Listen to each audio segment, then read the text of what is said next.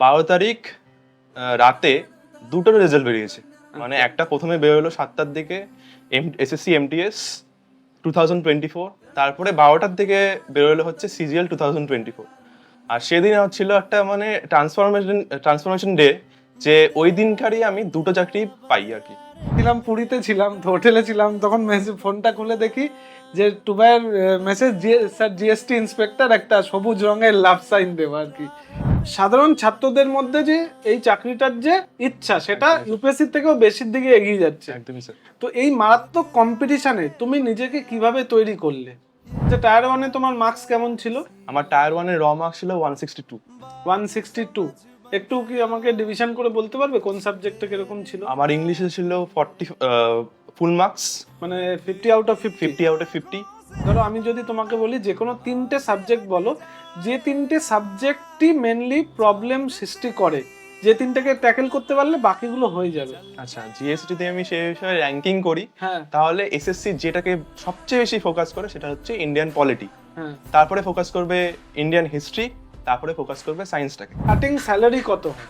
Sir যদি আমি in-hand স্যালারির কথা বলি, সেটা অলমোস্ট 84,000 এর কাছাকাছি। 84,000 এর In hand। কাছাকাছি ইন হ্যান্ড স্যালারি, মানে সবকিছু কেটে, ইউনিফর্ম পরে, চশমা পরে, টুপি পরে, একদম ছবিগুলো থাকবে তো? একদম স্যার।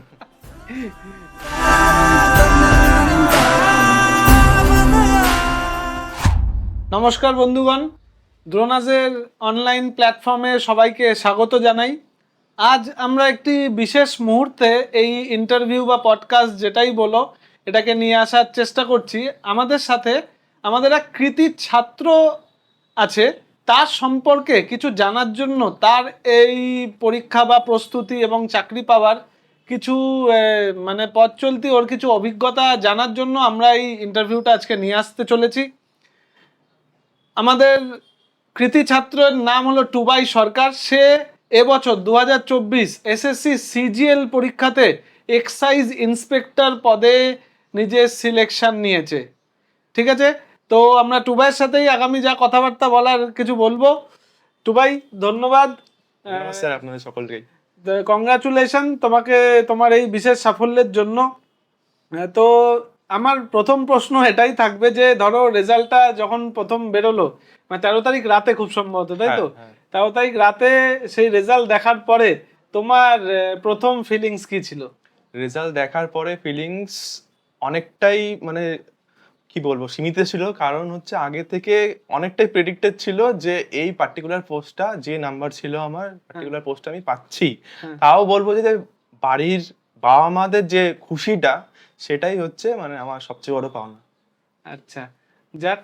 তো তুমি তো এর আগে অলরেডি এসএসসি তে অন্যান্য আরো তো একটা দুটো পোস্টে পেয়েছিলে তো। হ্যাঁ। আমি বলে রাখি কিছু একটা বিষয়, মানে টুবাই কেন এক বিশেষ ছাত্র, তার কারণ হলো টুবাই কিন্তু অলরেডি গত বছর এসএসসি এমটিএস এর পরীক্ষাতে সিলেক্টেড হয়েছিল, কিন্তু সে জয়েন করেনি। তার পোস্টিং দূরে হোক বা মন মতো পোস্ট না পাওয়া হোক, মন মতো জায়গা না পাওয়া হোক, যেটাই হোক, যার জয়েন করেনি। কিন্তু এটা ভাবার কোনো কারণ ছিল না যে টুবাইয়ের হাতে কিন্তু অলরেডি আরেকটা চাকরি ছিল, এরকম নয়। টুবাইয়ের হাতে তখন কিন্তু আর কোনো চাকরি ছিল না। তারপরেও টুবাই 2023-এর যে এমটিএসটা জয়েন করেনি, শুধুমাত্র তার কনফিডেন্সের উপর ভর করে। তার কনফিডেন্স ছিল যে ও অন্যান্য এর থেকে ভালো চাকরি নিশ্চয়ই পাবে। সেই কনফিডেন্সের উপর বেস করে ও লাস্ট বারের যে এসএসসি এমটিএস সেই পরীক্ষাটা ছেড়ে দেয়। ছেড়ে দিয়ে সিজিএল এর জন্য প্রচণ্ডভাবে প্রস্তুতি শুরু করে। এবার সেই ব্যাপারটা টুবাইয়ের মুখ থেকে আমি শুনবো, আমি জাস্ট কিছুটা বললাম। টুবাই, তো লাস্ট বার যখন তুমি পেলে এমটিএস, জয়েন করলে না, তো তোমার মধ্যে ওই কনফিডেন্সটা আসলো কোথা থেকে যে একটা চাকরি আমি, সেন্ট্রাল গভর্নমেন্টের মতো একটা চাকরি আমি ছেড়ে দিলাম, জয়েন করলাম না, হাতে কিছু না পাওয়া সত্ত্বেও?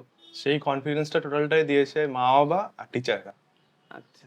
আর নিজের প্রতি একটু কনফিডেন্স ছিল যে পরিশ্রমটা যে করছি, সেই পরিশ্রমের ফল একদিন পাবোই, সেই কনফিডেন্সের উপর বেস করেই। আর আরেকটা কথা স্যার বলতে চাই আমি, 12 তারিখ রাতে দুটোর রেজাল্ট বেরিয়েছে। মানে একটা প্রথমে বেরোলো 7টার দিকে এসএসসি এমটিএস 2024, তারপরে 12টার দিকে বেরোলো হচ্ছে সিজিএল 2024। আর সেদিন ছিল একটা মানে ট্রান্সফরমেশন ডে, যে ওই দিনকারই আমি দুটো চাকরি পাই আর কি। এর প্রথমে একটা 7টার সময় জানতে পারি যে আমি ইএসআইসি তে সিলেক্টেড, এসএসসি এমটিএস 2024 দিয়ে। হ্যাঁ। আর রাত 12টার সময় এই পার্টিকুলার রেজাল্টটার জন্য আমি ওয়েট করেছিলাম, যেটার জন্য। আর সেখানে আমি খুলে দেখি B16 মানে হচ্ছে জিএসটি ইন্সপেক্টর আমি সিলেক্টেড। হ্যাঁ, আমি ঘুমিয়ে পড়েছিলাম। আমি মাঝখানে কটা 12:30 না 1টার সময় যখন উঠেছি, তো আমি ঘুরতে গেছিলাম, পুরীতে ছিলাম, তো হোটেলে ছিলাম, তখন ফোনটা খুলে দেখি যে টুবাইয়ের মেসেজ, স্যার জিএসটি ইন্সপেক্টর, একটা সবুজ রঙের লাভ সাইন দেওয়া আর কি। তার আগে অলরেডিও এমটিএস পেয়েছে, সেটা আমাকে সন্ধ্যেবেলায় জানিয়েছিল। তো রাতে তো আর ফোন করা হয়নি, সকালবেলায় ওর সাথে কথা হয়েছে বা যাবতীয় যা এই ব্যাপারগুলো নিয়ে। তো এবার আমার বেসিক কিছু প্রশ্ন টুবাই, মানে সিজিএল এর মতো একটা পরীক্ষা তুমি তো দেখছো, মানে মারাত্মক রকমের কম্পিটিশন। আমার মনে হয় এখন ভারতবর্ষের one of the most popular exam হলো সিজিএল। মানে কোনো কোনো ক্ষেত্রে, বিশেষ ক্ষেত্রে ইউপিএসসির পপুলারিটিকেও টেক্কা দিয়ে যাচ্ছে। আমি মানে পোস্টের গ্র্যাভিটির দিক থেকে বলছি না, কিন্তু সাধারণ ছাত্রদের মধ্যে যে এই চাকরিটার যে ইচ্ছা, সেটা ইউপিএসসির থেকেও বেশির দিকে এগিয়ে যাচ্ছে। একদমই স্যার। তো এই মারাত্মক কম্পিটিশনে তুমি নিজেকে কিভাবে তৈরি করলে? তৈরি করলাম বেসিকটা সম্পূর্ণ ডোনাসের উপরে। তারপরে থেকে যখন ডোনাসের কোর্সটা আমি শেষ করলাম, তারপরে নিজের উপর গ্রুমিং করা শুরু করলাম যে কোথায় আমার ড্রব্যাকগুলো হচ্ছে, আর মার্কসটা কেন বাড়ছে না। সে টোটাল জার্নিটাতে হেল্প করলে হচ্ছে মক টেস্ট। প্রচুর পরিমাণে মক টেস্টের মধ্যে আমি গেছি, টায়ার 1 হোক আর টায়ার 2 হোক। টায়ার 1-এ প্রচুর একটা সময় পেয়েছিলাম আমি এবছর লোকসভা ইলেকশনের জন্য, যেহেতু লোকসভা ইলেকশনটা মিডিলে কয়েকটা মাস নিয়েছিল, সেই কারণে এক্সটেন্ড হয়ে পিরিয়ডটা চলে গেছিল সেপ্টেম্বর মাসে প্রিলিমসের। হ্যাঁ হ্যাঁ। সেই কারণে প্রচুর সময় পেয়ে গেছিলাম, 7-8 মাস। আর তাতে আমি মানে অ্যাপ্রক্সিমেট হিসাবে 250 থেকে 300টা মক শুধু টায়ার 1-এ লাগিয়েছিল। বাপরে, 250 থেকে 300টা 300টা মার্কস তুমি টায়ার 1 এর হ্যাঁ। দিয়েছিলে? আচ্ছা, টায়ার 1 এ তোমার মার্কস কেমন ছিল? আমার টায়ার 1-এর র মার্কস ছিল 162। 162। একটু কি আমাকে ডিভিশন করে বলতে পারবে কোন সাবজেক্টে কিরকম ছিল? আমার ইংলিশে ছিল 40 ফুল মার্কস, মানে 50 out of 50? 50 out of 50। Reasoning এ ছিল 47.5, জিএস এ ছিল 30, আর ম্যাথসে ছিল 33.5। 33.5 ম্যাথসে ছিল। আর তোমার হলো নরমালাইজ মার্কস কত এসেছিল? নরমালাইজে খুব একটা বাড়েনি আমার। নরমালাইজে 0.5 শুধু বাড়িয়েছিল, মানে বেড়েছিল আমার। সেটা লাস্ট পর্যন্ত দাঁড়িয়েছিল 162.5। 162.5। ইংরেজিতে অসাধারণ ফুল মার্কস তুমি স্কোর করেছো। মানে ইংরেজি এবার সাবজেক্ট ওয়াইজ কিছু কথায় আসি, মানে স্ট্র্যাটেজিতে আসি। ইংরেজিতে মানে কিরকম করে মোটামুটি পড়াশোনা করলে যে ফুল মার্কস পাওয়া যেতে পারে? ইংরেজিটা আমি শুনেছি বা দেখি স্টুডেন্টদের, ইংলিশটা যথেষ্ট গতানুগতিক ধাঁচেরই, মানে এসএসসিতে খুব বেশি ইনোভেশন নেই। এবার তার মানে এই নয় ইনোভেশন নেই মানে সবাই 9 মানে ফুল মার্কস পাচ্ছে। তো ইংরেজিতে ম্যাক্সিমাম মার্কস করার কি উপায় থাকতে হবে যাতে কিনা স্টুডেন্টরা সহজে ইংরেজিতে মার্কস পেতে পারে? আমার মনে হয় বেসিক গ্রামারটা কমপ্লিট করার পরেই যেটার উপর সবচেয়ে বেশি ফোকাস করা উচিত সেটা হচ্ছে কম্প্রিহেনশন পার্ট। আর তার জন্য ডেইলি এডিটোরিয়াল একটা রেকমেন্ডেড, যে কোনো জায়গা থেকে ডেইলি একটা রেকমেন্ডেড এডিটোরিয়াল। তার ফলে কি হবে, যে আনসিন প্যাসেজগুলো আসছে, পিকিউআরএস আসছে, তার একটা গ্রিপ তৈরি হবে। আচ্ছা, কম্প্রিহেনশনটা বলছো খুবই ইম্পর্টেন্ট। হ্যাঁ, মানে কম্প্রিহেনশন পড়লে ইংরেজি বোঝার দক্ষতা, ক্ষমতাটাও বাড়ে নিজে। একদম। কোনো একটা ইভেন মানে আমি মানে না জানলেও কিন্তু যেহেতু পড়ার অভ্যাস আছে, আমি পুরো সেটআপটার বুঝতে পারি যে কি বলতে চাইছে এখানে। একদম। আচ্ছা, আর গ্রামার পার্টটা বলে যে বেসিক গ্রামার, বেসিক গ্রামারটা এখানে যে কোনো জায়গা থেকে বেসিক গ্রামারটা কমপ্লিট করে। হ্যাঁ। আর একটা কথা বলতে চাই আমি, যে 4টা পোর্শন থাকে ভোকাবুলারির। একটা হচ্ছে OWS বলি আমরা, one word substitution, idioms, synonym and antonym. One word substitution and idioms একটা ধাঁচে আসে যেটা একটা ক্যান্ডিডেট তৈরি করতে পারবে, পসিবল তার পক্ষে। কিন্তু সিনোনিম আর অ্যান্টোনিম যদি দেখি আমি, শুধু প্রিভিয়াস ইয়ারে যদি আমি দেখি, almost 10,000 plus synonyms and antonyms, যেটা একটা সাধারণ ক্যান্ডিডেটের পক্ষে কমপ্লিট করে তাকে রিভাইজ করাটা টাফ। সেটাতে হেল্প করবে হচ্ছে কম্প্রিহেনশন। যে যত বুঝতে পারবে জিনিসটা, মানে ইংলিশটাকে যত বুঝতে পারবে, তার ওই পজিটিভ নেগেটিভ যে ওয়ার্ডের যে একটা ধারণা হয়, সেটাও তাড়াতাড়ি মানে এক্সাম হলে লাগিয়ে একটা ভালো অ্যান্সার বা অপশন এলিমিনেশন আমরা যেটাকে বলি, সেটা ওটা করতে পারবে।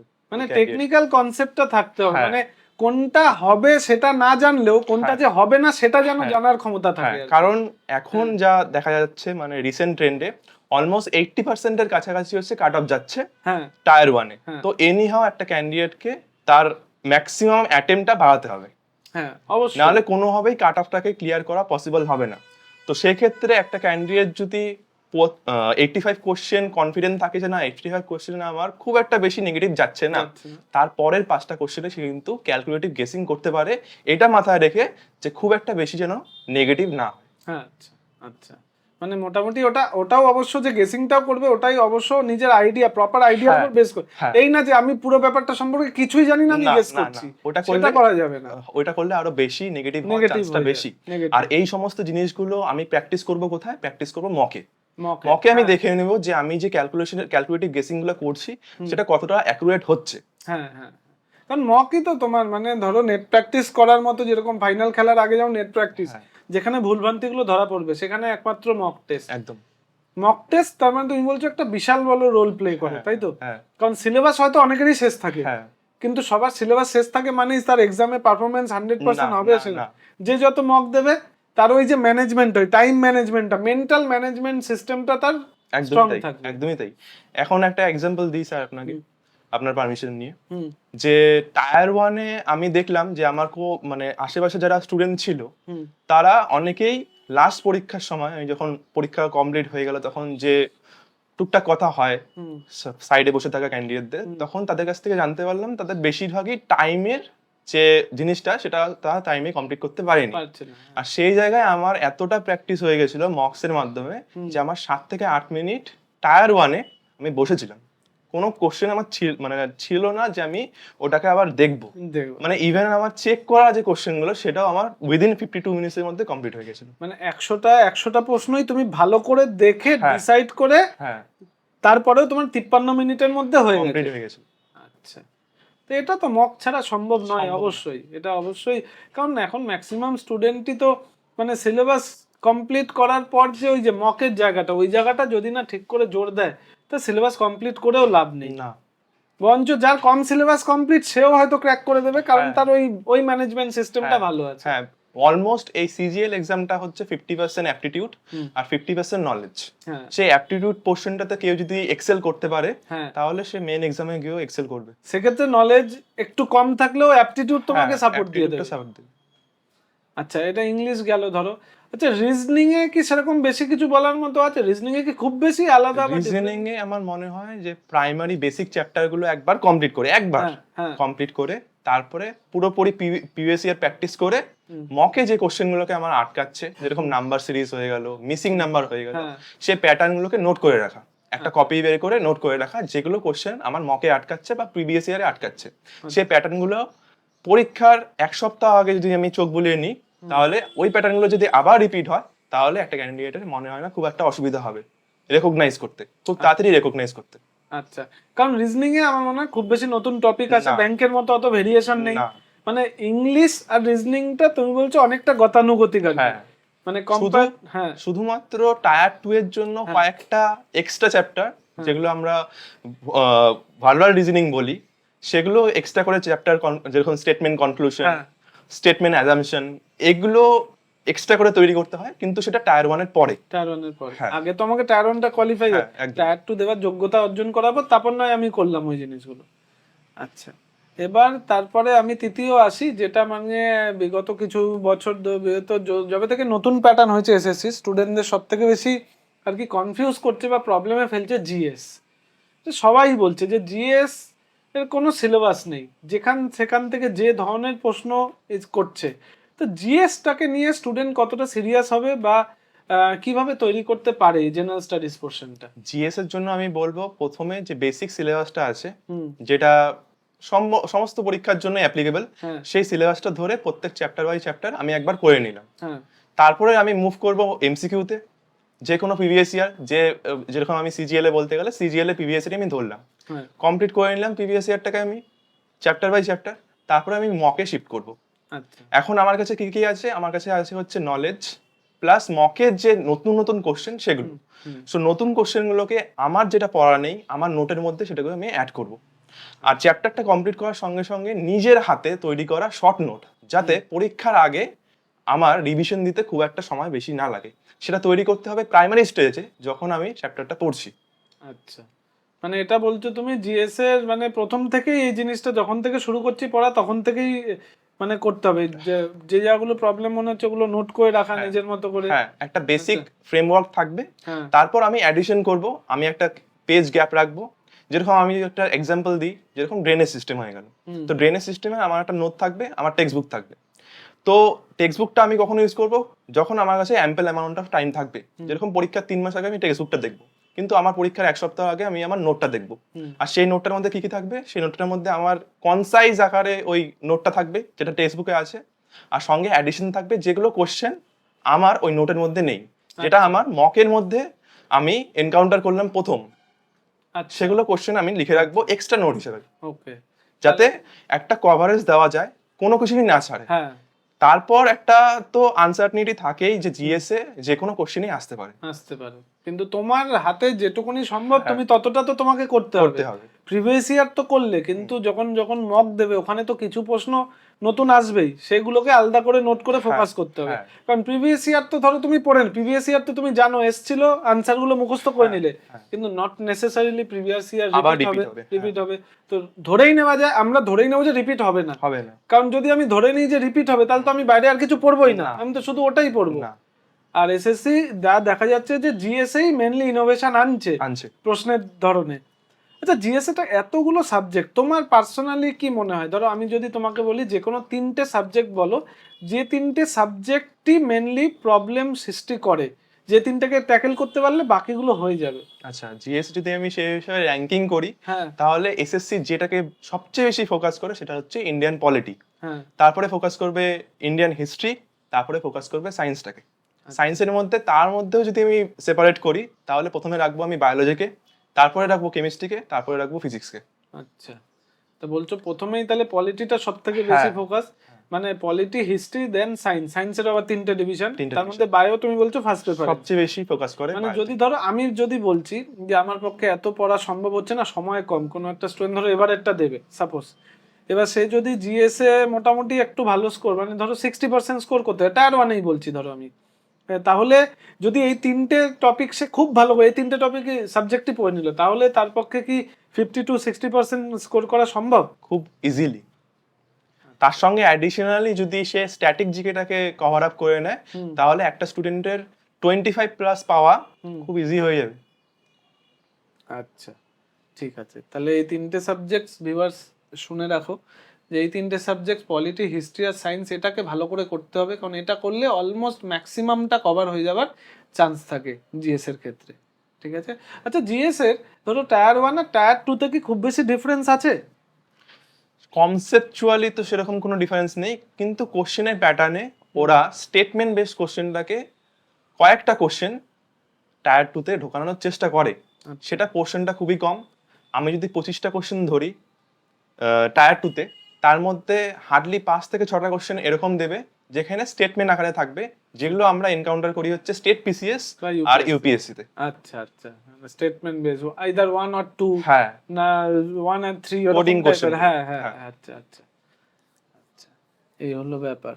আচ্ছা ইতিহাসে যেটা আমি জিজ্ঞেস করে ভাবছিলাম, ইতিহাসের ক্ষেত্রে অনেকেই বলছে যে ওয়ার্ল্ড হিস্ট্রি থেকেও প্রশ্ন আসছে নাকি, এবার ওয়ার্ল্ড হিস্ট্রি থেকে কি খুব বেশি প্রশ্ন আসে? না, ওয়ার্ল্ড হিস্ট্রিতে খুব বেশি ফোকাস করে না এসএসসি। এসএসসি যেটা সবচেয়ে বেশি ফোকাস করে সেটা হচ্ছে এনশিয়েন্ট হিস্ট্রি হ্যাঁ, and medieval history. Ancient history আর And মিডিয়েভাল medieval হিস্ট্রি।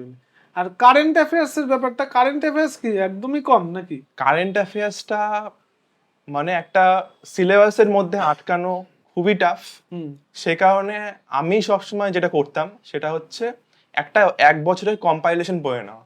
আচ্ছা কারণ আমি যদি কারেন্ট অ্যাফেয়ার্সের উপরে খুব বেশি সময় ইনভেস্ট করি, সেটা হয়তো অতটা ফ্রুটফুল হবে না, কারণ কারেন্ট অ্যাফেয়ার্সের সিলেবাসটা অনেকটা বড়। হ্যাঁ, সেখানে সময় দিলে আমার কোর সাবজেক্টগুলোতে সময় অটোমেটিক্যালি কমবে কমবে। আর পারফরমেন্সটা হচ্ছে ডিগ্রেড করবে, হ্যাঁ তাতে কস্ট বেনিফিট রেশিওটা সেভাবে আসে না।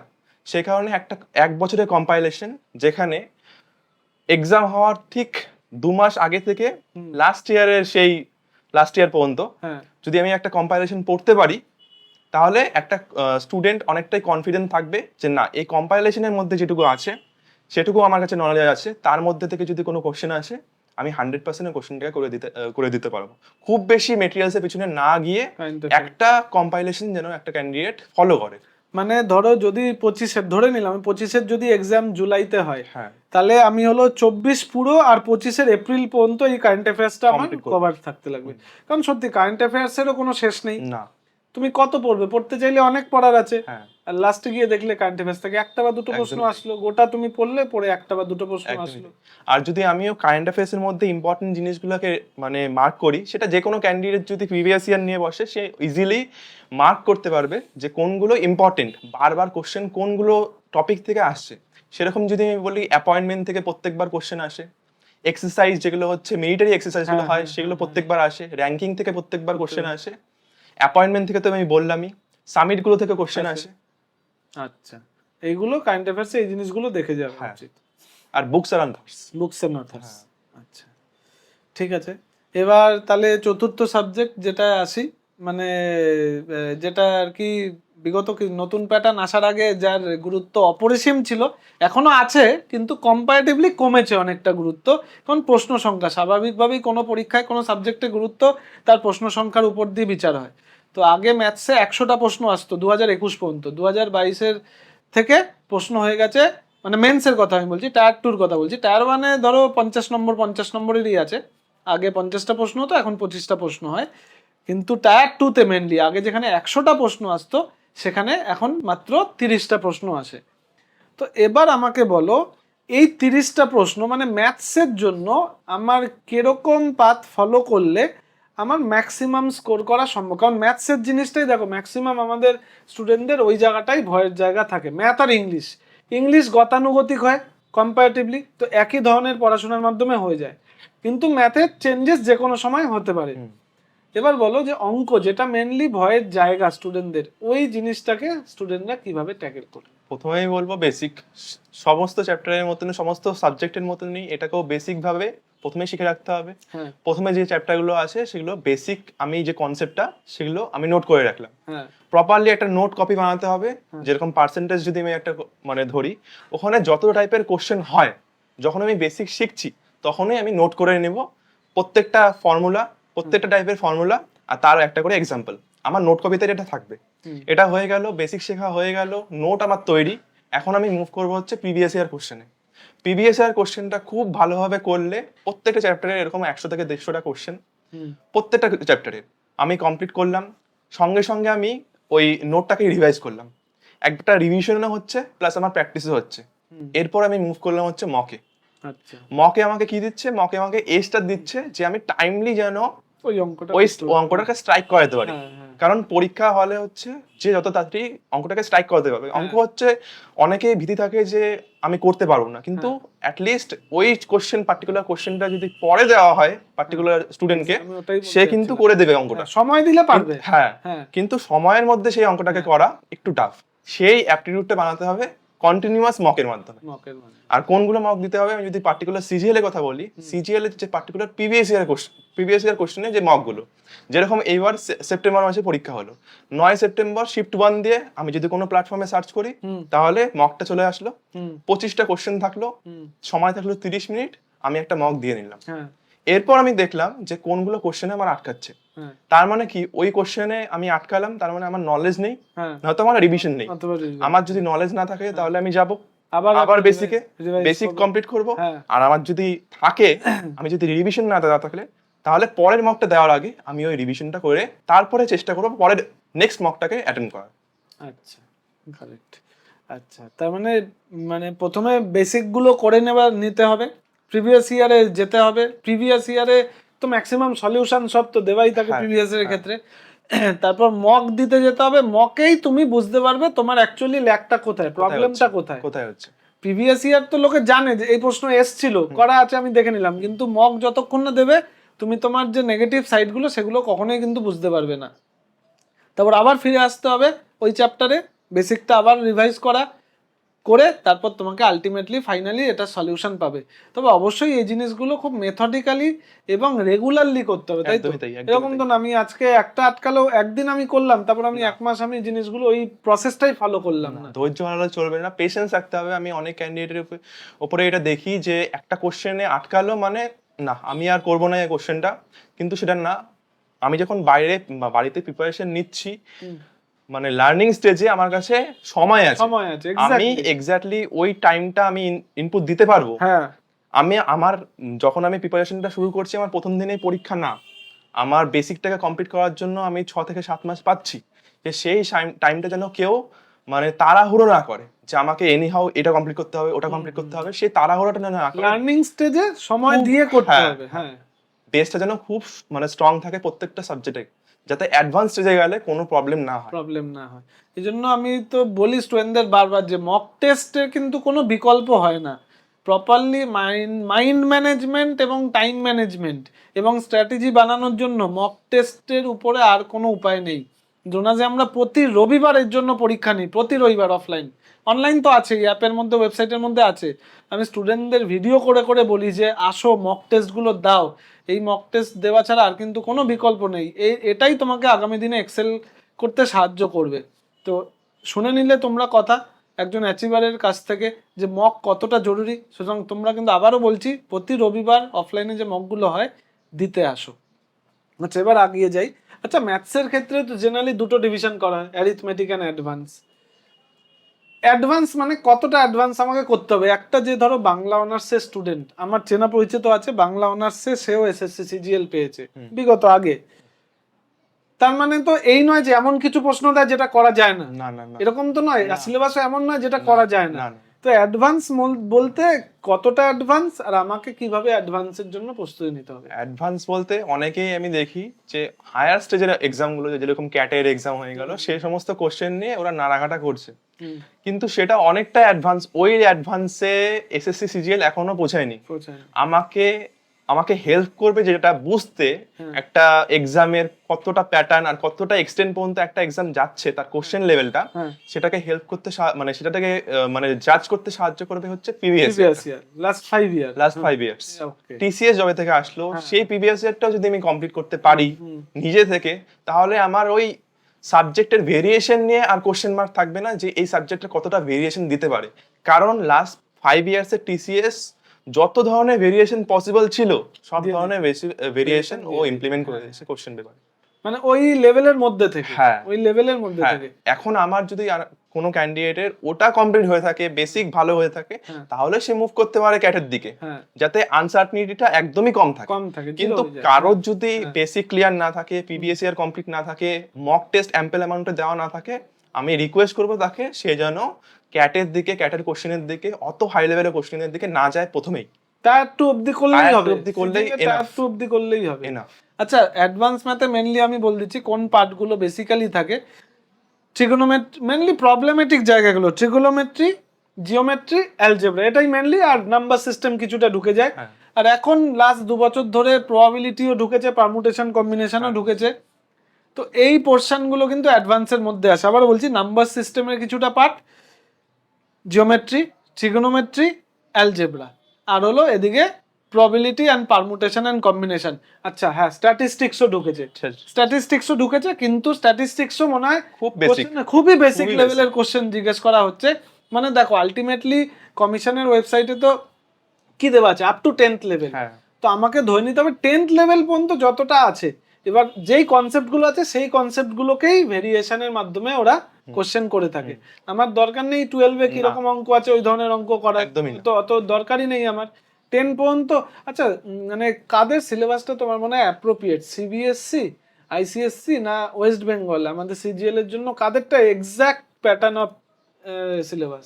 এখন যদি দেখি আমি ওয়েস্ট বেঙ্গল বোর্ড, আইসিএসসিটাকে একটু সরালাম আমি, সিবিএসসি বোর্ড অলমোস্ট কিন্তু সিমিলার মানে এজে যাচ্ছে।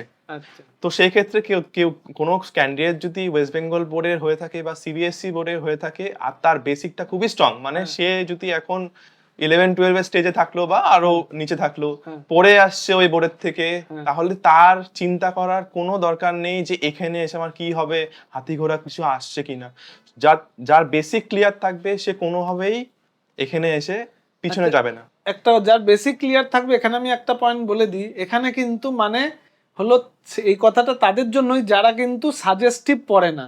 মানে ওই মাধ্যমিকের সময় সাজেস্টিভ আমার এই পোর্শন থেকে উপপাদ্য আসবে, শুধু আমি ওটাই পড়ে গেলাম, ওই বেসিক নয়। বেসিক মানে ওভারঅল সিলেবাস, প্রত্যেকটা টপিক যেন তোমার পড়া থাকে। মানে যখন তুমি কম্পিটিটিভের প্রিপারেশন নিতে যাবে তখন যেন তোমার কোনো একটা টপিক দেখে নতুন না মনে হয়, আমি তো এটা টেনে পড়েছি, এরকম একটা হ্যাঁ, মাইন্ডসেট থাকা হ্যাঁ, উচিত। একদমই তাই। মেনলি প্রবলেম হচ্ছে তাদেরই কিন্তু, যে যারা ওই সাজেস্টিভ পড়ছে মাধ্যমিকে বা উচ্চ মাধ্যমিকে সাজেস্টিভ পড়ছে, যে স্যার বলে দিয়েছে যে এই উপপাদ্যগুলো পর এর বাইরে আসবে না, বাকি যে আর উপপাদ্যর অ্যাপ্লিকেশন সেগুলো সে জানেই না, না। কিন্তু এসএসসি তে গিয়ে তো পুরো ওভারঅল হ্যাঁ, সিলেবাস আছে। হ্যাঁ। তো এই জিনিসটাই আমি বলবো, যারা ধরো প্রিপারেশন নিচ্ছ, অনেকেই ভাবো যে এসএসসি আমি দেবো না, অঙ্ক প্রচুর টাফ, আমি তো বাংলা অনার্স, হিস্ট্রি অনার্স। আমি এক কথাই ক্লাসেও বলি যে কোশ্চেন কিন্তু সেই 10th লেভেল পর্যন্তই আসে। তুমি 10th লেভেলের সিলেবাসটা গোটাটা পড়ে নাও, গোটাটা কষ্ট করে পড়ে নাও, দেখো তোমার মনে হবে না নতুন জিনিস করছো। যারা গোটাটা পড়ে না, যারা সাজেস্টিভ পড়ে, সাজেশন পড়ে ম্যাথস পেপার দিতে যায়, তাদের কাছেই নতুন মনে হয় একদমই জিনিসটা। তাই। একটা জিনিস আমি অ্যাড করবো অ্যাডভান্স মেথডের ক্ষেত্রে, আমি একটু আগে বললাম নোটস, প্রত্যেকটা ক্যান্ডিডেটের একটা নোট কপি হওয়া দরকার। হ্যাঁ, সেখানে এই অ্যাডভান্স মেথডের সবচেয়ে বেশি জরুরি, কারণ হুম, এখানে 2D 3D আছে মেনসুরেশনের মধ্যে, ট্রিকোনোমেট্রি আছে, জিওমেট্রি আছে, যেটা টোটালটাই 90% কোশ্চেন হচ্ছে টোটালি ফর্মুলা বেসড। হ্যাঁ, কারোর যদি ফর্মুলাটা মনে থাকে, হ্যাঁ, হ্যাঁ। সে ইজিলি মানে উইদিন সেকেন্ডের মধ্যে কোশ্চেন সলভ করে দিতে পারবে। এক্স্যাক্টলি, পুরোটাই ফর্মুলা বেস, মানে থিওরিটার সাথে ফর্মুলাটা বেস করেই তোমাকে কিন্তু পড়তে হবে। যদি তুমি ফর্মুলাগুলো ঠিকঠাক জানো, আর ওই ফর্মুলাটা কোন থিওরির বেসিসে আসছে জানো, তাহলে কোশ্চেন দেখেই আনসার করা হ্যাঁ, সম্ভব। হ্যাঁ, ত্রিভুজের বহিস্থ কোণ অন্তস্থ বিপরীত দুটি কোণের যোগফলের সমান, এই থিওরিটা জানলে তাহলেই তো তুমি ফর্মুলাটার সাথে একদমই তাই। রিলেট করতে পারবে। একদমই তাই। তো বোঝা গেল ম্যাথসের ক্ষেত্রেও তোমাদের মানে লাস্ট 5 ইয়ার্সের কোশ্চেন ঘাটাঘাটি করতে হবে এসএসসি সিজিএল এর ক্ষেত্রে, ভালো যদি পোস্ট পেতে হয়। আর প্রত্যেকটা টপিক কমপ্লিটলি কভার করতে হবে, ছেড়ে বা সাজেস্টিভ পড়লে চলবে না, ঠিক আছে? আচ্ছা, এবার আমি আরেকটা পোর্শনে আসি, এখানে সাবজেক্টগুলো টপিকগুলো গেল। এবার টুবাইকে আমি জিজ্ঞেস করব, ধরো যে টুবাই এই যে সাফল্য পরপর একটা দুটো এ নিয়ে তিনটে, আচ্ছা ডোনাস তোমাকে কিভাবে হেল্প করেছিল টুবাই, মানে যদি প্রথম থেকে বলো আর কি একটুখানি। ডোনাসে আমি ভর্তি হই ওই অলমোস্ট 2023-এর হচ্ছে জানুয়ারি মাসে, হ্যাঁ, মানে আমাদের ব্যাচটা স্টার্ট হয়েছিল। হ্যাঁ, এসছিলেন ডিসেম্বরে। ডিসেম্বরে এসেছিলাম, হ্যাঁ, তো কয়েকদিন ভ্যাকেশন ছিল, হ্যাঁ, তো 23শে জানুয়ারি থেকে ফুল ফ্লেজেডলি প্রিপারেশন শুরু হয়ে যায়। তো প্রত্যেকটা টিচার মানে এতটা হেল্প করেছে আমাকে, মানে সাবজেক্টের যে ডেপনেস আর কতটুকু পর্যন্ত, কত এক্সটেন্ড পর্যন্ত আমি যাব, হ্যাঁ, অতটুকু পর্যন্ত আমার লিমিটেশনটা, কারণ পড়ার অনেক কিছু আছে, রিসোর্সেস প্রচুর, কিন্তু আমাকে আমার লিমিটটা থাকতে হবে, লিমিটে থাকতে হবে। আর চাকরিটাকে এনি হাও অ্যাজ সুন অ্যাজ পসিবল আমাকে নিতে হবে। সেই কারণে নিজের লিমিটেশনটাকে বোঝা, সিলেবাসের লিমিটেশনটাকে বোঝা, সেটাতে ডোনাস অনেকটা হেল্প করেছে আমাকে। আর স্পেশালি আমি বলতে চাই ডোনাকে যে উইকলি যে মক টেস্টগুলো নেওয়া হয়, যথেষ্ট স্ট্যান্ডার্ড মক টেস্ট, প্রত্যেককে দেওয়া উচিত সেই মক টেস্টগুলো। আচ্ছা আচ্ছা টুবাই, তুমি ডোনাসে মেনলি এসছিলে প্রথমে কোন চাকরিটাকে টার্গেট করে সেটা বলো। প্রথমে আমি এসেছিলাম মেইনলি ডাব্লিউবিসিএস কে টার্গেট করে, আর আমার প্রথমে ফোকাসই ছিল মেইনলি ডাব্লিউবিসিএস কে। তো ডাব্লিউবিসিএস আমি 2023-এ ডাব্লিউবিসিএস এর প্রিলিমস দিই, 22-এর প্রিলিমসটা দিই, 22-এর প্রিলিমসে আমার 1.5 মার্কসের জন্য হয়নি কোনোভাবে। তো সেটা অনেকটা পরে গিয়ে আমি জানতে পারি যখন রেজাল্টটা আসলো। তারপর 23-এর প্রিলিমস দিই, আরো প্রিপারেশন হার্ড করে, আরো মানে হার্ড ওয়ার্ক করে, তারপরে 23-এর প্রিলিমসটা আমি কোয়ালিফাই করি। তারপর ঠিক সেই সময়ই যখন মেন্সটা হবে, 23-এর যখন মেন্সটা হবে, তখন আমার সিজিএল এর প্রিলিমস হার্ডলি 10 থেকে 12 দিনের গ্যাপে, তখন আমি ডিসাইড করি যে আমার কোনটা চাই, মানে এই মুহূর্তে স্টেবিলিটির জন্য আমার কোনটা চাই, আমি ডাব্লিউবিসিএস এর দিকে যাব না আমি সিজিএল এর দিকে যাব। তখন আমি সিজিএল এর পার্টটাকে চুজ করি, কারণ তখন আমার একটা চাকরির প্রয়োজন ছিল। কিন্তু ওই ভিতরের যে প্যাশনটা, যে ডাব্লিউবিসিএস পাওয়ার যে প্যাশনটা, সেটা এখনো আছে। চেষ্টা করবো আপনাদের গাইডেন্সে 24টা আবার দেওয়ার আর নিজের লক্ষ্যে পৌঁছানোর। এটা হলো পশ্চিমবঙ্গের স্টুডেন্টদের সার্বজনীন ইচ্ছা, যেটা আর কি বিসিএস দেবো আর কি, এটা একটা মানে লেগাসির জায়গায় চলে গেছে আর কি, বিসিএস আমি দেবই, কিন্তু আলটিমেটলি লোকজন এই ফিল্ডে আসে চাকরি পাওয়ার জন্য, চাকরিটাই তোমার আলটিমেট টার্গেট হওয়া উচিত। সুতরাং সেই মানে ও ধরে বসে থাকার কোনো কারণ নেই যে আমি বিসিএসই দেবো, এর বাইরে কোনো পরীক্ষা আর দেবো না। এই জিনিসটা যেন চিন্তা ভাবনা থেকে একটু সাইড করতে হবে, যদি তাড়াতাড়ি চাকরি পেতে হয় ওয়েস্ট বেঙ্গলে। বাকি স্টেট বা ইউপিএসসির ক্ষেত্রে আমি বলছি না, তুমি অবশ্যই বিসিএস এর জন্য প্রিপারেশন করো, আমি ডিমোটিভেট কখনোই করব না, কিন্তু আলটিমেটলি তো চাকরি একটা লক্ষ্য। আর সিজিএল কোনো অংশে কম নয় চাকরির ক্ষেত্রে, তো তোমরা সাথে সাথে বিসিএস এর সাথে সাথে বাকি পরীক্ষাগুলোর প্রিপারেশন, কম্পারেটিভলি ওই লেভেল পরীক্ষাগুলোর প্রিপারেশন কিন্তু নিতে থাকো, ঠিক আছে? আচ্ছা, আরো কিছু বিষয় একটু কথা বলার আছে। আর একটা কথা আমি বলতে চাই স্যার আপনার থেকে পারমিশন নিয়ে, হ্যাঁ, যে দ্রোণাসের যে স্পেশাল ক্লাসগুলো ছিল, মানে মানে এক্সাম স্পেসিফিক যে ক্লাস, ধরুন ওই এক্সাম আসছে হচ্ছে মেন্স, হ্যাঁ। মানে ডাব্লিউবিসিএস মেন্স আসছে, তার আগে যে কন্টিনিউয়াসলি ক্লাসগুলো নেওয়া টিচারদের, কোনটা কোশ্চেন আসছে, কিভাবে তাকে ট্যাকেল করতে হবে, বা সিজিএল হয়ে যাক, মানে সিজিএল আসার আগে যে হ্যাঁ। স্পেশাল ক্লাসগুলো, হ্যাঁ। ওগুলো কিন্তু অনেকটাই হেল্পফুল। আচ্ছা, ঠিক আছে, থ্যাংক ইউ টুবাই। ডোনাজও মানে তোমার মতো একজন স্টুডেন্ট, মানে সত্যি বলতে Tubai as a student, as a মানুষ, দুটো হিসেবেই যথেষ্ট একজন ভালো, মানে প্রত্যেকটা টিচারকে যথাযোগ্য সম্মান দিয়ে সব সময় স্বাভাবিকভাবেই কথা বলতো, আর সেই জন্য টিচাররাও টুবাইকে যথেষ্ট ভালোবাসতো। মানে টুবাইয়ের কথা প্রত্যেকটা টিচার সবসময়ই বলে যে Tubai basically civil service crack করার মতো মেটেরিয়াল আছে ওর মধ্যে, কিন্তু যেহেতু ওর চাকরিটা আলটিমেটলি প্রায়োরিটি, বাড়ির জন্য চাকরিটা খুবই দরকার টুবাইয়ের খুব তাড়াতাড়ি, সেজন্যই টুবাই শিফট করলো আপাতত সিজিএল এর দিকে। আগামী দিনে টুবাই এর থেকে অনেক ভালো চাকরি আশা করি পাওয়ার চেষ্টা করবে। সিজিএল কোনো অংশে কম না, আমি আবারও বলবো সিজিএল কোনো অংশে কম না। তার কিছু কারণ আছে অবশ্যই। সেন্ট্রাল গভর্নমেন্টের এখনকার দিনের চাকরির যে প্রত্যেকটা বিষয়, যেরকম একটা জাস্ট আমি টুবাইয়ের সাথেই ডিসকাস করবো। টুবাই, ধরো তুমি যেটা পেয়েছো বর্তমানে, ওটা 4600 গ্রেড পে বলে, এখন তো পে ম্যাট্রিক্স হয়ে গেছে, মানে পে কোন লেভেলে আছে এটা? এটা লেভেল 7। লেভেল 7। লেভেল 7-এ বর্তমানে ধরো তুমি ঢুকে যদি ধরো তুমি একটা এক্স সিটি, মানে সব থেকে বেশি এইচআরএ যেখানে পাওয়া যায়, সেন্ট্রাল গভর্নমেন্টে 3টে ভাগ আছে, XYZ। এক্স মানে ধরো কলকাতা বা চেন্নাই বা ধরো দিল্লি বা মুম্বাই পেলে ইনিশিয়ালি স্টার্টিং স্যালারি কত হয়? স্যার যদি আমি ইনহ্যান্ড স্যালারির কথা বলি, সেটা অলমোস্ট 84,000 এর কাছাকাছি। 84,000 এর কাছাকাছি ইন হ্যান্ড স্যালারি, মানে সবকিছু কেটে। সেটা কিন্তু বর্তমানে মানে কি বলবো, ডাব্লিউবিসিএস গ্রুপ এর স্যালারির প্রায় সমান। ইভেন গ্রুপের স্যালারি হয়তো কিছুটা কম হবে ইনিশিয়ালি ঢুকেই স্টার্টিং এর ক্ষেত্রে। তো স্যালারির দিক থেকে কোনো অংশে কিন্তু সিজিএল সিভিল সার্ভিসের থেকে কম নয়।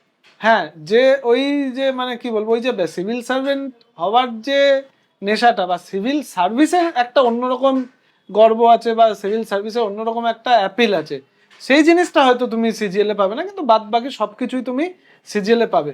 আচ্ছা, ধরো তুমি যে পোস্টটায় সিলেক্টেড হয়েছে, মানে এক্সাইজ ইন্সপেক্টর, বর্তমানে ওটাকে জিএসটি ইন্সপেক্টর বলে, এক্সাইজের আন্ডারে। এটার মানে তুমি প্রমোশন নিয়ে কত দূর পর্যন্ত একজন স্টুডেন্ট যেতে পারে? আর ধরো যে 25-26 বছর বয়সে জয়েন করলো, 25-26 বছরের কেউ যদি জয়েন করে আর তার জোনে যদি প্রমোশন খুব একটা ফাস্ট হয়, তাহলে অ্যাডিশনাল সেক্রেটারি পর্যন্ত সে যেতে পারবে। অ্যাডিশনাল সেক্রেটারি পর্যন্ত সে যেতে পারবে। আচ্ছা, তো তোমার এখন বয়স কত? আমার এখন 25। 25, মানে তুমি চাকরি করবে 35 বছর। 35 বছর। 35 বছর। আশা করি তুমি একদম মানে যতটা অবধি শেষ পর্যন্ত যাওয়া যায় এই পোস্টে ততটা অবধি যেতে পারো, যাও। আচ্ছা, তোমার মানে প্রেফারেন্স কিরকম ছিল? তোমার কি জিএসটি ইন্সপেক্টরই প্রথম ছিল, নাকি না অন্যান্য কোনো পোস্টও ছিল? আচ্ছা স্যার, এই বিষয়ে বলি যে সিজিএল এর প্রিপারেশনটা যখন শুরু করি, মানে আপনাদের থেকে যখন জানতে পারি যে এরকম একটা এক্সামও হয় ডাব্লিউবিসিএস এর পাশাপাশি, তখন কিন্তু আমার মাথায় প্রথমেই মানে প্রথম যে পোস্টটা আমি মানে নিজেকে ইমাজিন করি যে এই পোস্টটা আমার লাগবে, সেটা কিন্তু জিএসটি ইন্সপেক্টরই ছিল। আর টিল লাস্ট ডে, যতক্ষণ না এক্সাম মানে এক্সাম রেজাল্ট আমার কাছে আসলো, সেই আগের দিন পর্যন্ত কিন্তু আমার মানে এনিহাও ওই জিএসটি ইন্সপেক্টরটাই লাগবে, এরকম একটা প্যাশন ছিল জিএসটি ইন্সপেক্টরের দিকে। আমি আর কোনো পোস্টের দিকেই মানে মানে অ্যাট্রাকশন আমার ছিল না। আচ্ছা, কারণটা কি? কারণটা হচ্ছে জিএসটি ইন্সপেক্টরে একমাত্র ওই কাজের যে ডাইভার্সিটি, সেটা একটা দেয়। আচ্ছা, এটার পোস্টিং হচ্ছে অল ওভার ইন্ডিয়া, যে যে জোনে পাচ্ছে সেই কমিশনারের আন্ডারে ও কাজ করবে। আরটা হচ্ছে থার্ড হচ্ছে ইউনিফর্ম। আচ্ছা, ইউনিফর্ম, এটাতে তার মানে ইউনিফর্ম, আর এটা তো স্টার কটা?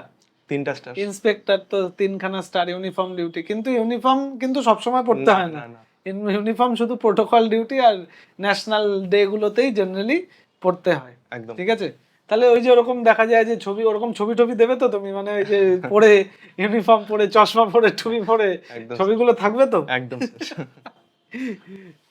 আচ্ছা, তো ভাই মানে ধরো তুমি, যদি ধরো আমি বললাম, যদি ধরো তুমি ওয়েস্ট বেঙ্গল পেলে না, আচ্ছা ভুবনেশ্বর পেলে, বা ওয়ার্স্ট কেস সিনারিওতে ধরে নিলাম চেন্নাই পেলে, আচ্ছা। ঠিক আছে, তুমি কি পরের বার দেবে আবার সিজিএল? অবশ্যই স্যার, কারণ আমার প্রায়োরিটিটা হচ্ছে এনিহাও আমাকে মানে ঘরের আশেপাশে একটা চাকরি, বা ঘরের আশেপাশে না হলে নিজের হোম স্টেটে চাকরিটা আচ্ছা আমার বেশি প্রায়োরিটি এই মুহূর্তে। আচ্ছা, মানে বাড়িতে তুমি কি একই ছেলে? হ্যাঁ কিছু। আচ্ছা ঠিক আছে। আচ্ছা এবার তুমি বলো তোমার মা বাবার রিয়াকশনটা এবার বলো, রাত্রিবেলা তুমি কি রাতে মাকে ডেকে বলেছিলে রেজাল্ট, নাকি না সকাল অবধি? মা তখন মানে শোয়নি তখন, হ্যাঁ তখন জাগনাই ছিল মা। হ্যাঁ আর মাকে যখন প্রথম বললাম, আমার চেয়েও দ্বিগুণ এক্সাইটেড ছিল হচ্ছে মা। আচ্ছা প্রথম চাকরিটাও যখন পাই, হ্যাঁ। এমইএস এ যখন আমি জানলাম যে এমইএস আমি সিলেক্টেড থ্রু হচ্ছে এমটিএস 2022 দিয়ে, হুম হুম, তখন কিন্তু প্রত্যেকজনকে সেই রাত্রেবেলা ফোন করা এখনো মনে আছে। সেটা হচ্ছে ওই পঞ্চমীর দিন, পঞ্চমী বা ষষ্ঠীর দিন ছিল অক্টোবর মাসে, তখন রেজাল্টটা আসে। তো মার চোখে প্রথম দিন তখন আমি চোখে জল দেখলাম খুশিতে, সেটা আচ্ছা। অবশ্যই।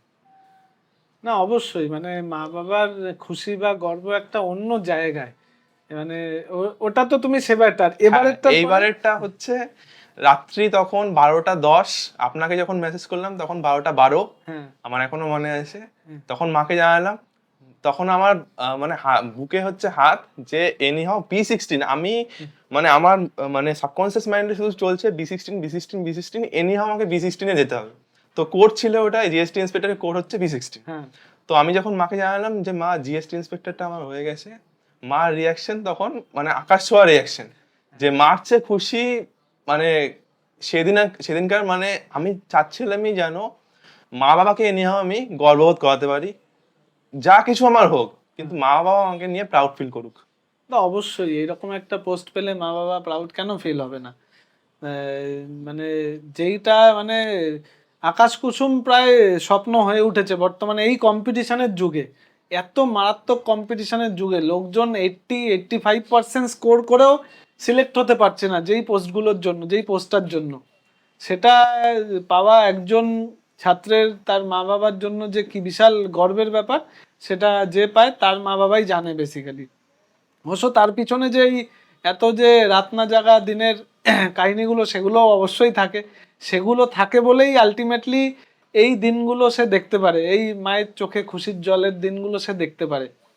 এরকম ভাবেই আশা করবো যে টুবাই আরো এগিয়ে যাবে ভবিষ্যতে এই পোস্টের মাধ্যমে। সে মানে যতটা সম্ভব নিজের পদোন্নতির মাধ্যমে এই ডিপার্টমেন্টকে এবং তার সাথে সাথে নিজের মা বাবাকে আরো যতটা সম্ভব গর্ববোধ করানোর চেষ্টা করবে, এবং আশা করি এটাও যে ও সফলও হবে এই বিষয়টা নিয়ে। আচ্ছা যাই হোক টুবাই, তো টুবাইয়ের এটা ছিল তৃতীয় চাকরি, তাই তো? Third central government job. যদিও টুবাই এসেছিল একটি রাজ্য সরকারি চাকরির স্বপ্ন নিয়ে দ্রোনাজে, আলটিমেটলি সে একটি কেন্দ্রীয় সরকারি চাকরি নিয়ে যাচ্ছে। দ্রোনাজের পক্ষ থেকে টুবাইকে অসংখ্য শুভেচ্ছা এই একটি ভালো পোস্ট সে মানে চুজ করার জন্য এবং ভালো পোস্টে সিলেক্ট হওয়ার জন্য। তো টুবাই আশা করবো আগামী দিনে তুমি নিজের ডিপার্টমেন্ট এবং নিজের মা বাবাকে আরো আরো বেশি উঁচুতে নিয়ে যাওয়ার চেষ্টা করবে। আর যদি ভবিষ্যতে তোমার যদি মনে হয় যে না সিভিল সার্ভিস তোমার একটা বড় টার্গেট, আলটিমেট টার্গেট, তো ডোনাস তোমার পাশে সব সময় থাকবে। WBCS দেওয়ার জন্য তোমার কোনো রকম কোনো দরকার যদি কোনো সময় হয়, যে কোনো সময় তুমি আমাদের অ্যাপ্রোচ করতে পারো। শিলিগুড়িতে থাকলে তো তাহলে তো তোমার হয়েই গেল, তুমি তো এসে ইভেন ক্লাসও করতে পারো চাইলে। তো ডোনাস তোমার পাশে সব সময় থাকবে। আচ্ছা তো স্যার একটা কথা আমি বলি, হ্যাঁ হ্যাঁ যে ভিউয়ার্সদের বলবো যে এই যে মানুষটাকে দেখছেন, রাজা স্যার যার নাম, মানে এই মানুষটা আমার পাশে একদম টিল বিগিনিং থেকে, মানে যেদিনকার থেকে আমি ডোনাসে ভর্তি হই অ্যাডমিশন নিই, সেইখান থেকে রেজাল্ট পাওয়ার প্রেফারেন্স ফর্ম ভরা পর্যন্ত আর এখানে আসার 5 মিনিট আগে পর্যন্ত আমার সঙ্গে প্রত্যেকটা সময় কানেক্টেড। এনি হাও মানে সমস্ত ধরনের হেল্প এই মানুষটার কাছ থেকে আমি পেয়েছি, সমস্ত ধরনের। ক্লাস থাকলোই, ক্লাসের বাইরেও পোস্ট প্রেফারেন্স ফর্ম থেকে ফিল আপ করা থেকে শুরু করে সমস্ত হেল্প। যাক, এটা তো এটা আমাদের টিচার হিসেবে আমাদের এটা দায়িত্ব প্রত্যেকটা স্টুডেন্টগুলো তাদের স্বপ্ন নিয়ে আসে ডোনাসে, যেন তাদের সেই স্বপ্নটা সার্থক হয়। সেই স্বপ্নটা সার্থক করার জন্য ডোনাস এবং ডোনাসের টিচার ইনক্লুডিং আমি এবং আমাদের আরও সহকর্মী যারা আছে চেষ্টা করি স্টুডেন্টদের সাথে যতটা সম্ভব পাশে থাকার জন্য। আর টুবাইয়ের পাশে থাকতে কোনো মানুষের ইচ্ছাও করবে, কারণ ও এতটা কর্ডিয়াল সব কিছুতে। টিচারদের সম্মান দেওয়ার ক্ষেত্রে মানে স্বাভাবিকভাবে একজন টিচার ছাত্রের থেকে সম্মানই খোঁজে বেসিক্যালি, আর কিছু বেসিক্যালি চাওয়া পাওয়া থাকে না। তো সেই সম্মানটা দেওয়ার ক্ষেত্রে টুবাইয়ের কোনো কার্পণ্য কোনো সময় ছিল না। টুবাই ভালো মানুষ বলে আমারও টুবাইকে সাহায্য করতে ইচ্ছা করতো। আমি নিজে থেকেও টুবাইকে বহু জিনিস বলতাম যে টুবাই এটা করতে পারো, টুবাই ওটা করতে পারো। এটা কিন্তু সব স্টুডেন্টদের সাথে হয় না। স্বাভাবিকভাবে স্টুডেন্টের কাছ থেকেও যেন সমান অ্যাপ্রোচটা থাকে আর কি। সবাই ফ্রেন্ডলিভাবে থাকলে সিস্টেম আলটিমেটলি ভালো কাজ করবেই করবে। ঠিক আছে, তাহলে থ্যাংক ইউ টুবাই আমাদের প্ল্যাটফর্মে সময় দেওয়ার জন্য। ধন্যবাদ স্যার আপনাকে, আর আমাকে এটা প্ল্যাটফর্ম দেওয়ার জন্য, যে আমি আমার নিজের জার্নিটাকে যেন শেয়ার করতে পারি। না অবশ্যই, তোমার জার্নি এই এত সুন্দর জার্নি আশা করি সবার মনে থাকবে। সবাই এই জার্নিটার যে গল্পটা, এই গল্পটাকে নিজেদের জীবনে পাথেয় করে এগিয়ে চলার চেষ্টা করবে। Thank you very much. Thank you sir.